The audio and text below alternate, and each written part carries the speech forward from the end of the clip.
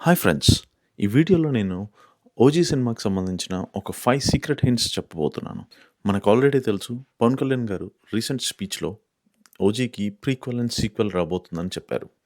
సుజిత్‌కి నేను మొన్న థియేటర్‌లో చూస్తున్నప్పుడు నేను మాటిచ్చాను.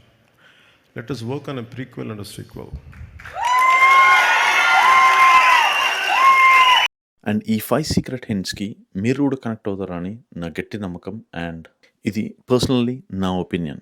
First secret hint. స్టార్టింగ్‌లో 'అర్జున్ దాస్' 'గంభీర' బాంబే వదిలి 15 ఇయర్స్ అవుతుందన్నారు. సో, ఈ 15 ఇయర్స్‌లో 'శుభలేఖ సుధాకర్' గారు కేవలం 7 ఇయర్స్ నుంచి మదురైలో 'గంభీరా'ని అబ్జర్వ్ చేస్తున్నట్టు చెప్పారు.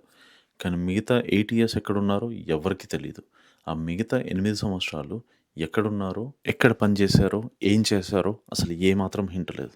కానీ ఇక్కడ ఒక సూపర్ హింట్ ఏంటంటే, మీరు క్లియర్‌గా అబ్జర్వ్ చేసుంటే మదురైలో ఒక పెద్ద మర్డర్ కేస్‌లో పోలీస్ అదుపులో గంభీర ఉంటాడు. ఇక్కడ మదురై పోలీసులు గంభీర బ్యాగ్ తనిఖీ చేసేటప్పుడు అక్కడ 2 టికెట్లు కనపడతాయి. ఒకటి టోక్యో నుండి చెన్నైకొచ్చే షిప్ టికెట్. ఇంకొకటొచ్చేసి రామేశ్వరం టికెట్. అండ్ రామేశ్వరం నుండి కన్యాకుమారికొచ్చే ట్రైన్ టికెట్. అసలు గంభీర రామేశ్వరం ఎందుకెళ్ళాడు? రామేశ్వరం నుండి మళ్ళీ కన్యాకుమారికి ఎందుకెళ్ళాడు? కన్యాకుమారి నుండి మళ్ళీ మదురైకి ఎందుకొచ్చాడు? మదురైలో కన్మణినే ఎందుకు పెళ్లి చేసుకున్నాడు?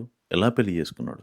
కానీ ఒకటి మాత్రం నిజం. ఏంటంటే ఈ 8 సంవత్సరాలు ఇండియాలో లేడు. బాంబేలో లేడు. ఇండియాలో అసలు లేడే లేడు. ఎందుకంటే టోక్యోలో ఉన్నాడు. అంటే జపాన్‌లో ఉన్నాడు. ఇది ఎందుకు చెప్తున్నానో మనం నెక్స్ట్ సీక్రెట్‌లో మీకు క్లియర్‌గా అర్థమవుతుంది.